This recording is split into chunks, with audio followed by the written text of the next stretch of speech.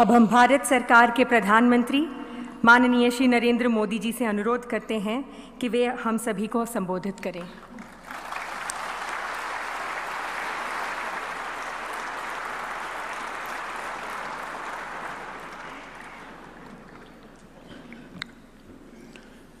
कर्नाटका के मुख्यमंत्री श्री बसवराज बोम्माई जी, सद्गुरु श्री मधुसूदन साई जी,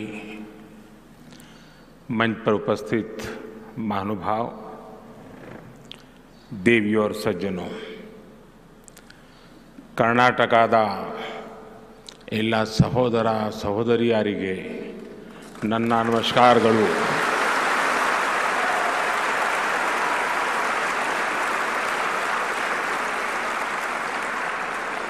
आप सभी इतने उमंग और उत्साह के साथ अनेक सपने लेकर के, नए संकल्प लेकर के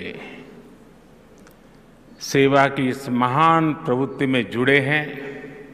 आपके दर्शन करना ये भी मेरे लिए सौभाग्य है। मैं आपका बहुत बहुत आभारी हूं। चिक्कबल्लापुरा आधुनिक भारत के आर्किटेक्ट्स में से एक सर एम विश्वेश्वरैया की जन्मस्थली है। अभी मुझे सर विश्वेश्वरैया की समाधि पर पुष्पांजलि का और उनके म्यूजियम पर जाने का सौभाग्य मिला।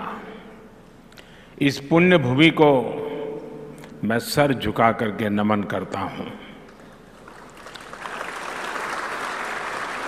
इस पुण्य भूमि से प्रेरणा लेकर ही उन्होंने किसानों, सामान्य जनों के लिए नए इनोवेशन किए, इंजीनियरिंग के बेहतरीन प्रोजेक्ट्स बनाए।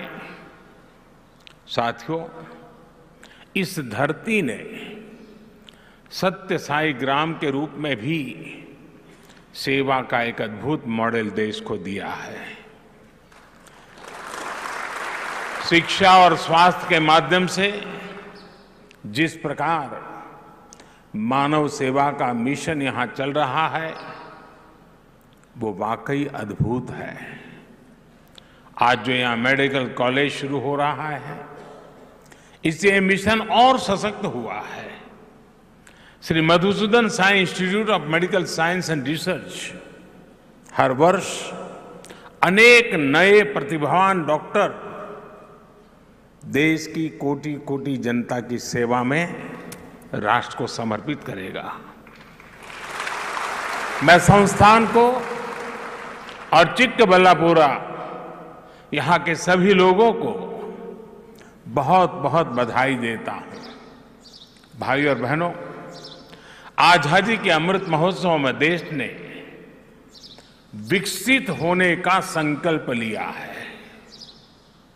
कई बार लोग पूछते हैं कि भारत इतने कम समय में, क्योंकि मैंने कहा है 2047 जब आजादी के 100 साल होंगे, तो लोग पूछते हैं कि इतने कम समय में भारत विकसित कैसे बनेगा। इतनी चुनौतियां हैं, इतना काम है, इतने काम कम समय में पूरा कैसे होगा। इस सवाल का एक ही जवाब है, सशक्त जवाब है, संकल्प से भरा जवाब है, सिद्धियां प्राप्त होने की ताकत वाला जवाब है, और वो जवाब है सबका प्रयास।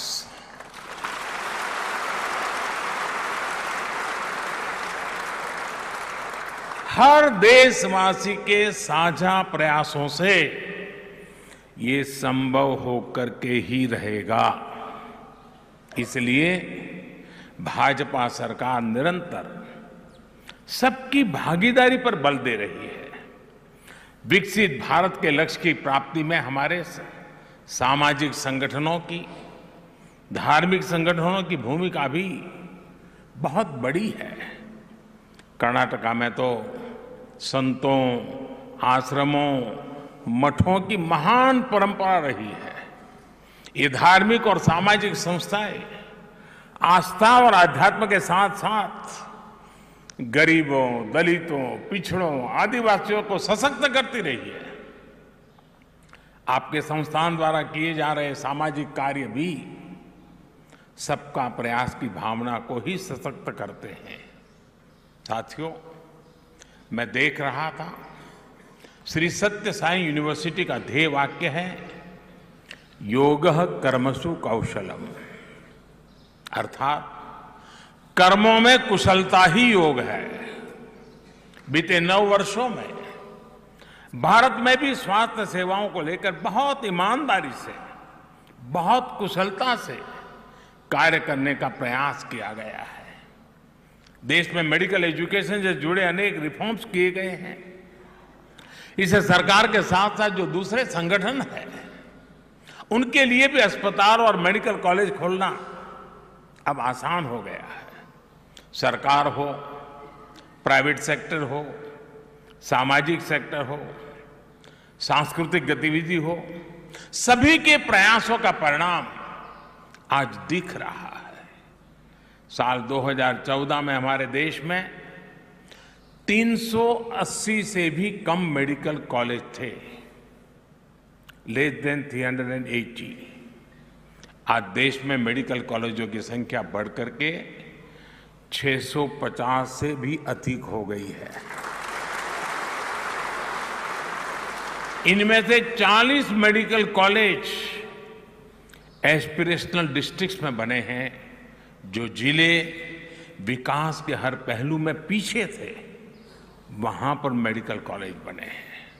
साथियों, पिछले 9 वर्षों में देश में मेडिकल सीटों की संख्या लगभग दोगुनी हो चुकी है। आजादी के 75 वर्षों में जितने डॉक्टर देश में बने, उतने डॉक्टर अगले 10 साल में बनने जा रहे हैं। ये जो काम देश में हो रहा है, उसका लाभ कर्नाटका को भी मिल रहा है। कर्नाटका में आज लगभग 70 मेडिकल कॉलेज है।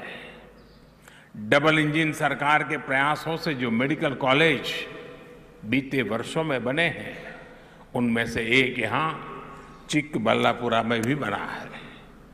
इस वर्ष के केंद्र सरकार के बजट में तो हमने 150 नर्सिंग संस्थान बनाने की भी घोषणा की है।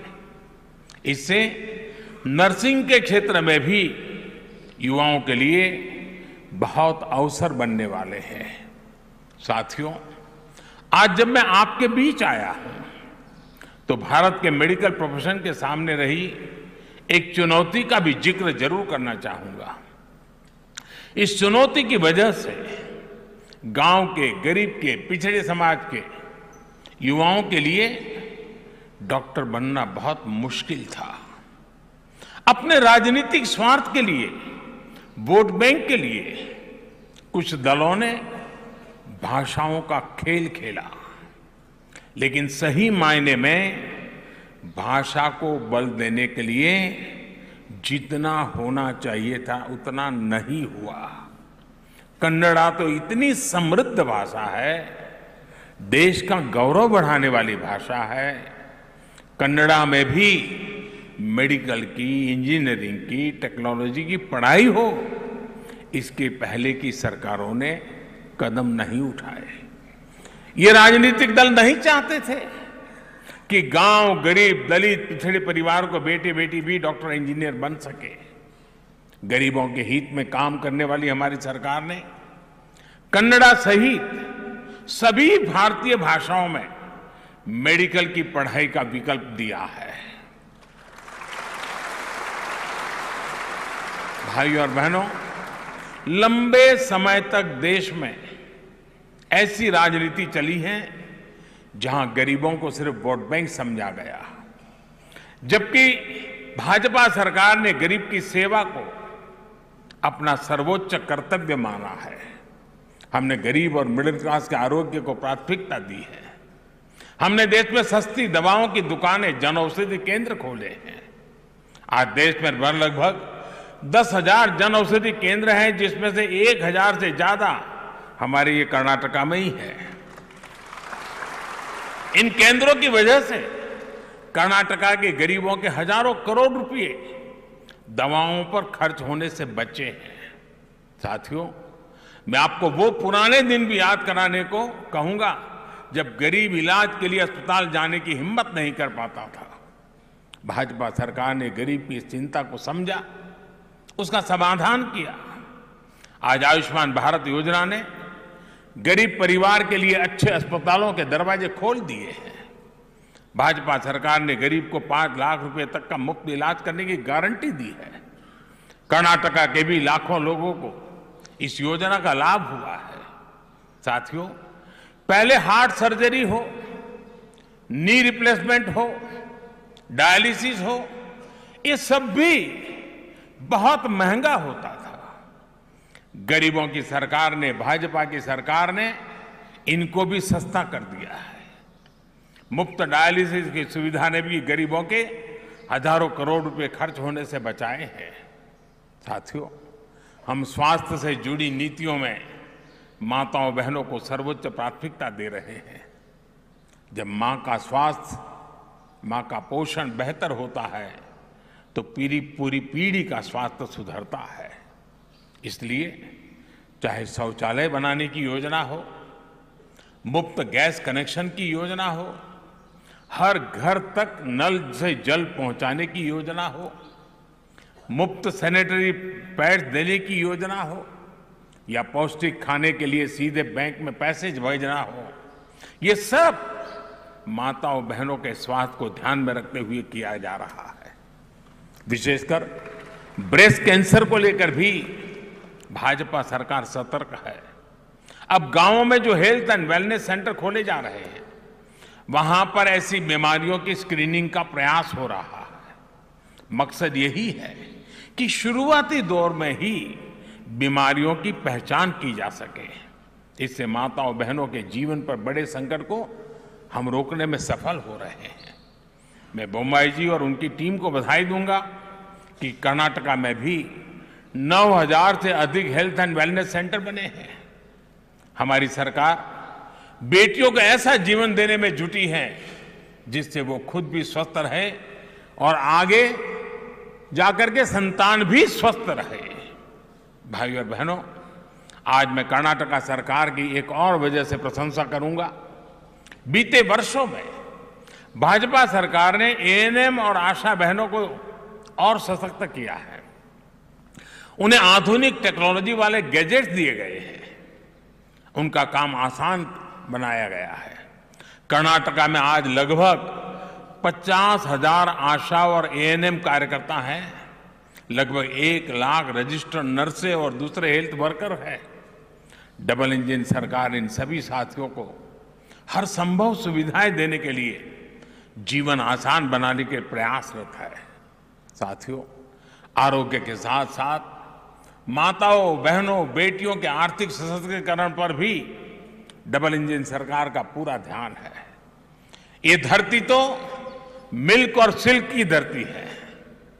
ये हमारी सरकार है जिसने पशुपालकों के लिए भी किसान क्रेडिट कार्ड की सुविधा सुनिश्चित की है। पशुओं का स्वास्थ्य ठीक रहे, इसके लिए सबसे बड़ा मुफ्त टीकाकरण अभियान भी हमारी सरकार ने शुरू किया।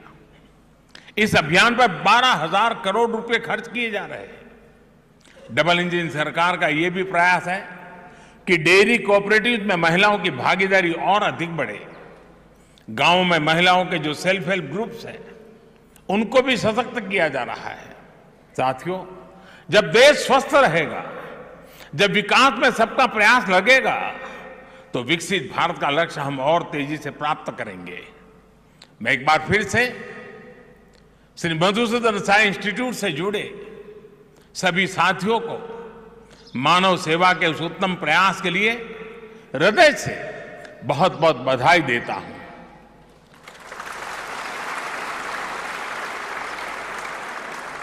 भगवान साईं बाबा से मेरा बहुत निकट संबंध रहा और हमारे श्रीनिवास जी से भी काफ़ी नाता रहा पुराना, करीब 40 साल हो गए इस नाते को। और इसलिए न मैं यहाँ अतिथि हूँ, न मैं मेहमान हूँ, मैं तो आप ही के यहाँ की इस धरती का ही संतान हूँ।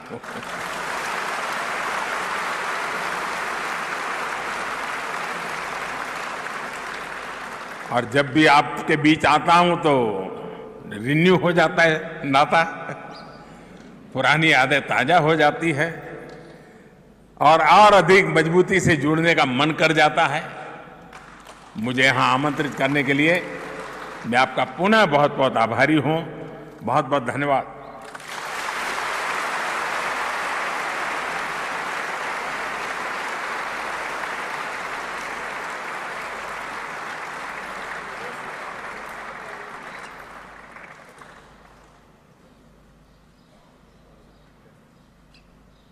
ಸೊ ಆರೋಗ್ಯ ಕ್ಷೇತ್ರದಲ್ಲಿ ಭಾರತದ ಬೆಳವಣಿಗೆ ಜೊತೆಗೆ ಆಯುಷ್ಮಾನ್ ಭಾರತ್ ಯೋಜನೆಯಿಂದ ಬಡ ರೋಗಿಗಳಿಗೆ ಆಗ್ತಿರುವಂತಹ ಅನುಕೂಲ, ಜೊತೆಗೆ ಕರ್ನಾಟಕದ ಬಗ್ಗೆ ವಿಶೇಷವಾಗಿ ಪ್ರತಿ ಬಾರಿ ಅವರು ಭೇಟಿ ನೀಡಿದಾಗಲೂ ಕೂಡ ಇಲ್ಲಿನ ವೈವಿಧ್ಯದ ಬಗ್ಗೆ ಮೋದಿ ಅವರು ವಿಶ್ಲೇಷಿಸುವಂಥದ್ದು, ಅವ್ರದ್ದೇ ಆದಂಥ ಒಂದಷ್ಟು ವ್ಯೂ ಪಾಯಿಂಟ್ ಏನಿದೆ ಅದನ್ನು ಹೇಳುವಂಥದ್ದು, ಇಲ್ಲಿನ ಹಿರಿಮೆಯನ್ನು ತಿಳಿಸುವಂಥ ಕೆಲಸವನ್ನು ಮಾಡ್ತಾರೆ. ಅದನ್ನು ಕೂಡ ಇವತ್ತಿನ ಕಾರ್ಯಕ್ರಮದಲ್ಲಿ ನೋಡಿದ್ವಿ.